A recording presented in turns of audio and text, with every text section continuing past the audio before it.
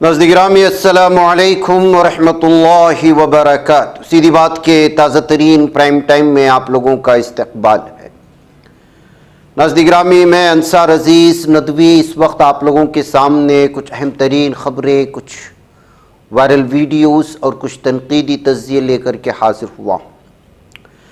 नाज़रीन, जैसा कि आप अहबाब जानते हैं, आज सुबह से ईरान खामोश है, लेकिन तेहरान, बुशहर, अहवाज़ में इसराइल ने बहुत ही तबाही मचाई है। ईरानी फ़ौजी मकामात पर, जौहरी तनसीबात पर फ़िज़ाई हमलों का सिलसिला आज शाम तक जारी रहा। आपको मालूम होना चाहिए कि कल ईरानी फ़ौजी रहनुमाओं को कत्ल किया गया था, जिसका दावा इसराइल ने किया। उसमें चीफ ऑफ स्टाफ मोहम्मद बाकरी और पासदारान इनक़िलाब के कमांडर हुसैन सलामती वग़ैरह शामिल थे। और अब तक जो इसराइल ने बहुत बड़ा अचीवमेंट जो अपने आप को कहता है, जिसमें यह है कि 30 से ज़ायद सीनियर फ़ौजी कमांडरों को शहीद करने का दावा किया, कत्ल करने का दावा किया। और आज एक फिर वीडियो शेयर किया है, फौजी ऑफिशियल पेज से शेयर हुआ है, और इसमें एक अहम तरीन शख्सियत को वीडियो भी उनको जो है मारने की इस वक्त शेयर की गई है। और उस वीडियो में दावा किया गया कि एक और अहम तरीन शख्सियत जिनका नाम है शहरयारी, उनको जो है आज कत्ल किया गया, उनको शहीद किया गया, एक टारगेट बना करके बेहनाम शहरयारी। और बताया जा रहा है कि ये सीनियर ईरानियन मिलिट्री ऑफिसर हैं और इन पर इनका ये बहुत पहले से टारगेट पर थे इसराइल के, क्योंकि इनके बारे में इसराइल का कहना यह है कि वो हिज़्बुल्लाह और हमास को जो है वेपन्स, इस ईरानी वेपन्स पहुंचाने में, हथियारात पहुंचाने की जो एक अहम तरीन तंजीम थी, एक जो ग्रुप था, उसका कमांड इनके हाथ में था। और हमास अगर आज अटैक कर रहा है और हिज़्बुल्लाह इससे पहले इसराइल पर अटैक कर चुका है, तो फिर उन तमाम को मजबूत करने में ईरान के हथियार दे करके बेहनम शहरयारी जो है उसमें पहली सफ़ में थे। इस वजह से उनको जो है इस वक्त निशाना बनाने का दावा किया गया है। इस सिलसिले में, इस हमले में क्या वाकई में उनकी मौत हुई है या नहीं है, इस सिलसिले में ईरानी मीडिया अभी तक कंफर्म नहीं किया है। दूसरी जिस चीज़ का आज दावा किया गया वो अहवस महाशहर में जो है हमले के हैं। यहाँ पर जो तेहरान के वस्त में हमला करते हुए दावा किया गया है कि यहाँ पर जो न्यूक्लियर प्लांट थे या जो भी उसकी चीज़ें थी उसको निशाने पर लिया गया। और माँ शहर में भी, अहवाज़ में भी जो है इस वक्त तबाही मचाई गई है, ये जो है इस वक्त दावा किया गया है। तो इससे साफ और वाज़ेह होता है कि आज मुख्तलिफ़ इलाक़ों में, तेहरान के और अहवाज़ में, और ये सारे के सारे बताए जा रहे हैं कि फ़ौजी एयरबेस थे या फिर जो है वो रसदगाहें थीं या न्यूक्लियर प्लांट्स को पहुंचाने वाले मुख्तलिफ़ अज्जा तैयार किए जाने वाले, यहाँ ये मुख्तलिफ़ फ़ौजी और दिफाई पोजीशनें थी जिसको तबाह करने का दावा इसराइल की जानिब से किया गया है। इसमें कितना जानी नुकसान हुआ और इस हमले से क्या वाकई में किसी भी तरह की जो है चीज़ों को बहुत बड़ा नुकसान पहुँचा है, ये अभी तक ईरानी किसी मीडिया में तफसीलात सामने नहीं आई हैं। ये सारे के सारे दावे जो है वो इसराइली मीडिया के हवाले से अल अरबी, जज़ीरा और अल मयादीन ने, इसके अलावा कुछ सोशल मीडिया के लोगों ने इसको शेयर किया है बहरकैफ। इसके अलावा नाज़रीन में आज ईरानी मीडिया ने यह दावा किया है कि यज़्द में, ये मीना माशर अहवाज़ में जो धमाके हुए हैं, अल अरबी के हवाले से ये सारी तफसीलात शेयर की जा रही हैं। वो धमाकों के मनाजिर को पेश किया गया है जिसके बारे में दावा किया गया था। ये बताया जा रहा है कि ये पहाड़ पर मौजूद है और शहर से बाहर है और वहाँ पर जो है ये फौजी अड्डे या फिर न्यूक्लियर पावर से जुड़ी हुई कुछ चीज़ें थी। और इसमें भी दावा किया जा रहा है कि इसमें मिसाइल लॉन्चर्स भी थे। लेकिन ये सारे के सारे दावे जो है वो वीडियो शेयर करते हुए इस्राएली फ़ौजी के हैं जिसको शेयर किया गया है। इन बातों की तस्दीक उसी वक्त होती है जब ईरान की हवाला जहाज से, वहाँ की सरकारी हवाला जहाज से वहाँ के मीडिया में पेश किया जाए। हमें फ़िलहाल तक तो नहीं मिली, मुमकिन है आगे जाकर के इस सिलसिले में कोई तफसीलात मिल सके। इसके अलावा नाज़रीन गिरामी, आज स्पाई यानी कि एक जासूस को, मोसाद के एक दरिंदे को यज़्द शहर में ईरानियन एयर डिफेंस और सेंसिटिव साइट्स को फिल्मिंग करने की वजह से, यानी कि उसकी जो है फ़ोटोग्राफी करने की वजह से पकड़ लिया गया है और उसके पास से मुख्तलिफ मालूमात हासिल करने के दावे किए जा रहे हैं। ये भी अल-मयादीन के हवाले से मिलने वाली ख़बर है।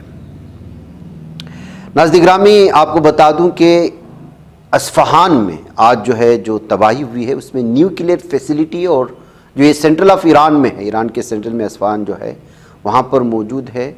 और वहाँ पर जो है इस्राएली आर्मी ने कुछ फ़ोटोज़ भी वहाँ की जो है शेयर की है। एक और वीडियो इस वक्त आपके यहाँ पर हमारे इस पर नज़र आ रही है। ये तिल अबीब में जो तबाही मचाई गई है कल रात से, आज सुबह से, उसकी अलग अलग तरह की तस्वीर कशी करके प्रेस टीवी ने फिर दुनिया के सामने लाया है कि किस कदर बड़े पैमाने पर जो है इस वक्त तिल अबीब में तबाही मची है। वीडियो को थोड़ा दिखाएं आगे बढ़ा करके, ताकि लोगों को पता चले कि किस कदर जो है जिस बारे में दावे किए जाते हैं उस दावे के सिलसिले में ये सारी जो है फिल्मिंग की गई है, इसकी तफसीलात निकाली गई है।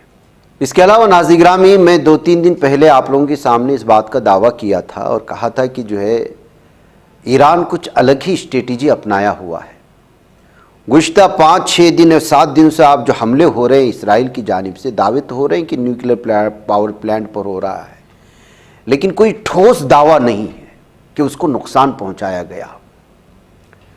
और मैंने कहा था कि ईरान ने अंदरूनी सतह पर कुछ और ही जंग की प्लान बना रखा है। ईरान और अमेरिका को उसने जो है कुछ और ही दिखा रखा है, अंदरूनी सतह पर कुछ और है। उस बात की तस्दीक करने के लिए मेरी वियॉन की इस रिपोर्ट को मैं आपके सामने रखूंगा। मैं यहाँ पर सिर्फ हेडिंग दिखा रहा हूँ, उस खबर की तफसीलात मैं आपके सामने रखता हूँ। इसमें जो है साफ और वाज़ेह तौर पर लिखा गया है इस खबर में कि जो है यूएस का वो बम जिसके बारे में जो अमेरिका के पास है, जो दावा किया जा रहा है कि ज़मीर के अंदर तक जाकर कि जिसको और इसकी तफसीलात मैंने आपके सामने पेश की थी 2 दिन, वही बम जो है इसको जो ये कर सकता। अब फोर्डो के बारे में आता है कि ये एक तो बहुत ही पहाड़ी इलाका है और पहाड़ी इलाके के अंदर सुरंग और सुरंग के अंदर एक सुरंग निकाल करके वहाँ पर जो है इस फैसिलिटी को रखा गया है, ये दुनिया मानती है। और जाहिर सी बात है कि इस पहाड़ को चीरने के बाद में बम जो है फिर उसके तह में जाकर के उसको अगर टारगेट करता है, तब वो जाकर के जो है आप न्यूक्लियर बम अगर वाकई में बना रखा है या उसकी जो तैयारियां चल रही हैं उसको नुकसान पहुंचा सकता है। लेकिन अगर वहां पर अटैक भी हुआ तो वहां पर कोई फायदा नहीं है। वजह उसकी यह है कि इन तमाम चीज़ों को, इन पर मुमकिना हमले होने के खदशे के साथ ईरान ने जगह तब्दील कर दी है और उन तमाम चीज़ों को, उन तमाम हथियारात को, न्यूक्लियर से वाबस्ता तमाम चीज़ों को नए और महफूज जोन में पहुंचा दिया है। इस बात का दावा IRGC के साबिक कमांडर, उन्होंने इस बात का दावा किया है, जिनका नाम है मोहसिन रिजाई। ये साबिक कमांडर थे ईरान के फ़ौज के। उन्होंने कहा कि नतंज, अस्फ़हान, खानदाब, अर्राक, जिसके बारे में मशहूर है कि यहाँ पर ईरान के इन इलाक़ों में न्यूक्लियर पावर प्लांट हैं, लेकिन इन तमाम चीज़ों को जो है वो मुख्तलिफ़ इलाक़ों में महफूज जोनों में तकसीम किया जा चुका है। पहले इनको सर्च करना होगा, फिर उन पर हमले करने होंगे। शायद यही वजह है कि 2 हफ्ते की मोहलत लिया है अमेरिका, ये कहते हुए भी इसको अलग अलग तर्ज से जो है इस वक्त समझाने की और बताने की कोशिशें हुई हैं। बहरकैफ अब इसको छुपाने में कहाँ तक कामयाब होगा, क्या वाकई में ये सही है गलत है, बात की बात है। लेकिन जाहिर सी बात है कि जो है जंगों में धोखा देना जायज़ है, अल हर्ब खुदआ कहा जाता है इसीलिए। इसके अलावा नाज़रीन गिरामी एक और ख़बर का टुकड़ा मैं उसको आपके सामने रखना चाहता हूँ और वो ये है, और इंडिया.com के हवाले से मिल रही है। आपको क्या लगता है कि इस जंग में तिल अबीब में इसराइल को नुकसान तो इमारतों के ज़रिए से और हाइफा में होने वाली तबाही की वजह से तो हुआ ही है, लेकिन ईरान से आने वाले मिसाइलों को रोकने में हर दिन आपके हिसाब से इसराइल को कितना नुकसान होता होगा? IDF को नियरली USD 725 मिलियन, 725 मिलियन हर दिन एक भी मिसाइल को रोकने की कोशिशें होती हैं।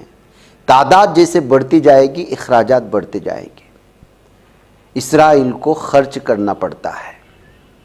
ब्रिगेडियर जनरल रीम अमीनाज, इन्होंने जो है ये सारी तफसीलात एक अखबार को दी थी, जिस अखबार के हवाले से इंडिया.com ने शाये किया है। और आपको जानकर हैरान होगी कि 725 मिलियन डॉलर का मतलब आता है भारत में 6,300 करोड़ रुपये। 6,300 करोड़ रुपये एक दिन में ईरान से दागे जाने वाले मिसाइल को रोकने के लिए, आयरन डोम या उसका जो भी दिफाई सिस्टम है उससे दागे जाने वाले मिसाइल की वजह से खर्च आते हैं। तो इक्तिसादी तौर पर, माशी तौर पर इसराइल जो गुज़श्ता 2 सालों से गाज़ा पट्टी पर जंग के नाम पर कत्ले आम मुसल्लत किया हुआ है, वो किस कदर खोखला होता हुआ जा रहा है, आप अंदाज़ा लगाएं कि सिर्फ आने वाले मिसाइल को रोकने के लिए हर दिन ये सिस्टम है।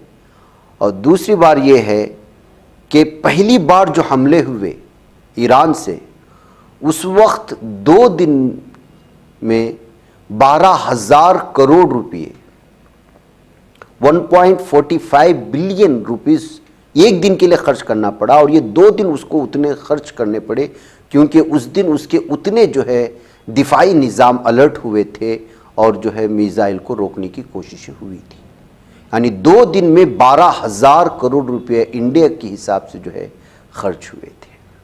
और ये कुछ घंटों की बात होती है या फिर आधे घंटे की बात होती है जिसमें मिसाइल दागे जाते हैं। तो इस सारी तफसीलात को शेयर करते हुए और इसको लिखते हुए उस अखबार ने तबसरा किया है कि हम समझते हैं कि जो है सिर्फ बिल्डिंगें गिरने की वजह से या फिर इस तरह की चीज़ों की वजह से नुकसानात होते हैं।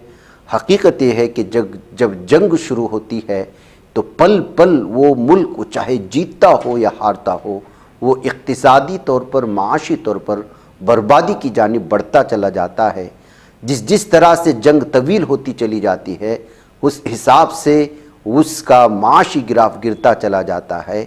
और पहले से ही जिसका माशी और इक्तिसादी गिराफ गिरा हुआ है, तो वो फिर उसको वापस आने के लिए कई साल लग जाते हैं।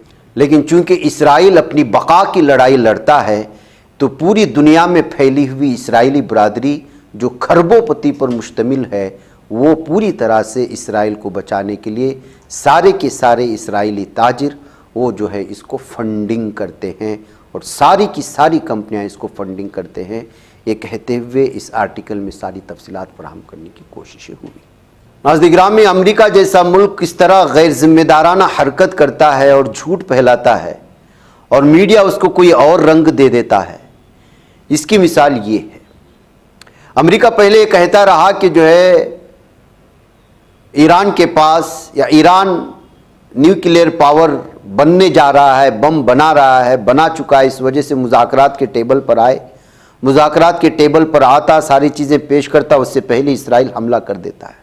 उसके बाद जो है इसराइल का सपोर्ट करना शुरू कर देता है और फिर G7 से अचानक निकल कर के आता है और अचानक फैसला लेने की बात करता है, दीवानेपन और जुनूनीपन का इजहार करता है। फिर उसके बाद इन्हीं की जो स्पाई जासूसी कंपनी है, उसकी चीफ तुलसी गब्बड़ कहती हैं कि जो है हमें इतना पता था कि जो है न्यूक्लियर वीपन ईरान कुछ दिनों में या कुछ हफ्तों में वो जो है सामने लाने वाला है, फाइनलाइज करने वाला है। यानी मतलब यह है कि अभी तक उसके पास न्यूक्लियर पावर नहीं है, बम बना है नहीं है, ऐसा कुछ भी तफसीलात नहीं है।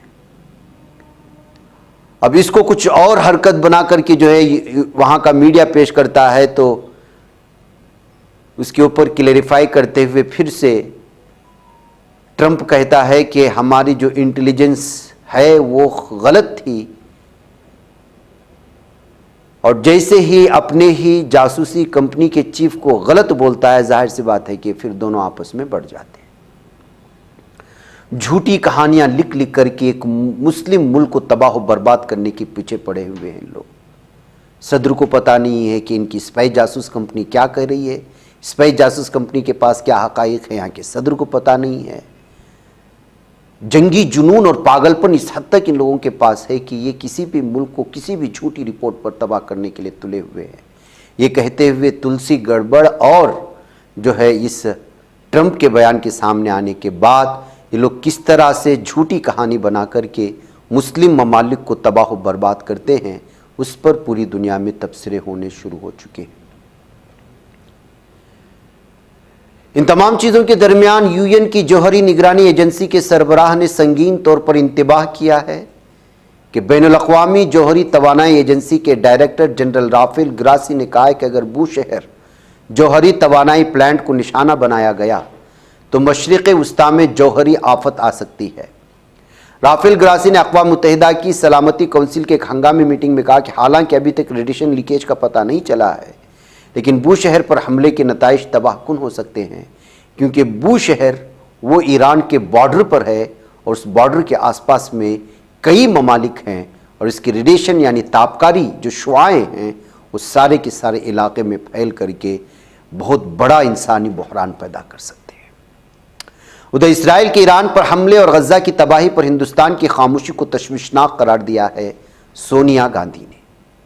कांग्रेस पार्लिमानी पार्टी के सदर सोनिया गांधी ने द हिंदू अखबार के इदारे में शाये शुदा अपनी तफसीली मजमून में इसराइल की जानिब से ईरान पर किए गए हालिया हमले और गाज़ा में जारी इंसानी बहरान पर हुकूमत हिंद की खामोशी को सख्त तनकीद का निशाना बनाया।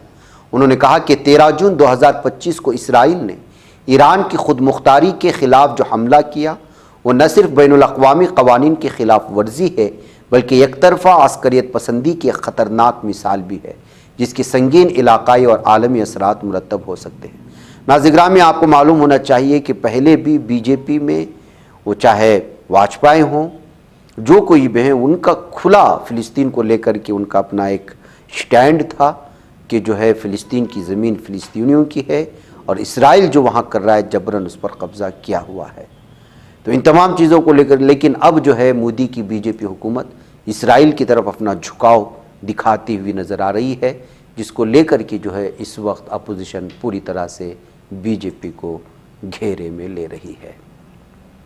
उधर ईरान ने हिंदुस्तानी तैयारों के लिए अपना एयर स्पेस खोल दिया है। 2 दिनों में 1000 से ज़्यादा हिंदुस्तानी तलबा जो यहाँ पर मुख्तलिफ़ यूनिवर्सिटियों में तालीम हासिल कर रहे थे, मेडिकल के लाइन से और भी मुख्तलिफ़ इलाम से, उनको जो है वापस लाने में कामयाब हुए हैं और इस सिलसिला लगातार चल रहा है।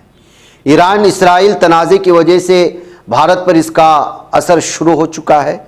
सबसे पहले आपको मालूम होना चाहिए कि ईरान को चावल जो बरामद करता है वो सबसे बड़ा मुल्क जो ये है तो वो हिंदुस्तान है, और उसकी बरामदात इस कदर ठप पड़ चुकी है कि 1 लाख टन स्टॉक इस वक्त चावल का ख़राब होने का ख़तरा है, जिसको भेजा जाना था ईरान।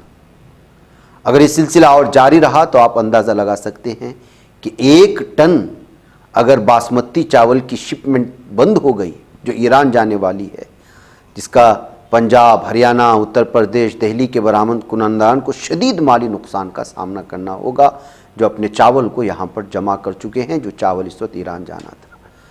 तो नाज़रीन गिरामी, जंग सिर्फ जंग नहीं होती, जंग से सब मुतासिर होते हैं, हर कोई मुतासिर हो सकता है।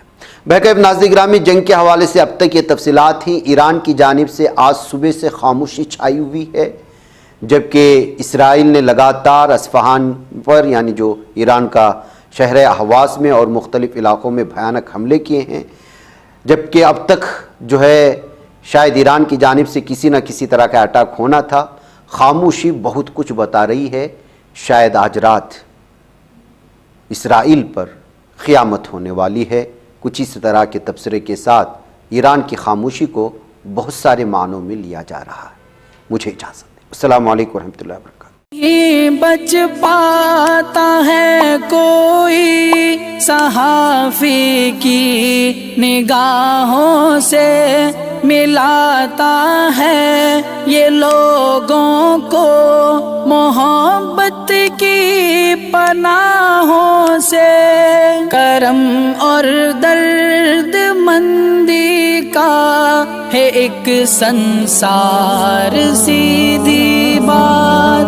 अज़ीमत जुर्अतो हिम्मत का है इज़हार, सीधी बात। अज़ीमत जुर्अतो हिम्मत का है इज़हार, सीधी बात। ये चैनल हक निगर बनकर कुचल देता है फितनों को।